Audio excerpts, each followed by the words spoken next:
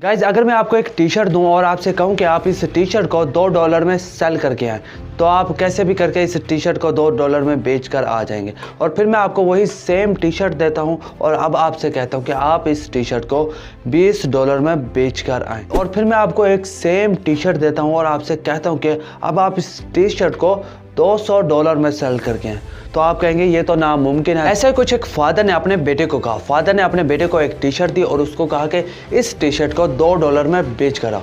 तो बेटा उस टी शर्ट को पास के रेलवे स्टेशन पर ले जाता है और 5 घंटे की मेहनत के बाद उस टी शर्ट को $2 में बेच कर आ जाता है। उसके बाद बाप अपने बेटे को एक सेम टी शर्ट देता है और उसको कहता है कि इस टी शर्ट को अब $20 में बेच कर आओ। तो बेटा कुछ नहीं कहता और वहाँ से चला जाता है। वो एक मिकी माउस का स्टिकर को खरीदता है और उस स्टिकर को उस टी शर्ट पर लगाता है और उस टी शर्ट को एक पास के स्कूल में ले जाता है और वहाँ खड़े होकर उस टी शर्ट को बेचने की कोशिश करता है। एक अमीर बाप का बेटा उस टी शर्ट को देखता है और जिद कर उस टी शर्ट को $20 में खरीद लेता है। लड़का अपने बाप के पास आता है और उसे कहता है कि ये टी शर्ट मैंने $20 में बेच दिया है। तो बाप उसे वैसे ही एक सेम टी शर्ट दोबारा देते हैं और उसे कहते हैं कि अब इस टी शर्ट को $200 में बेच कर आओ। पास के एक शहर में एक सेलिब्रिटी आई हुई होती है, तो लड़का वहाँ पर जाता है और वहाँ पर सिक्योरिटी को तोड़कर भीड़ को पीछे छोड़कर वो उस सेलिब्रिटी के पास जाता है और उस सेलिब्रिटी को कहता है कि आप मेरी इस टी शर्ट पर अपना ऑटोग्राफ दे दें।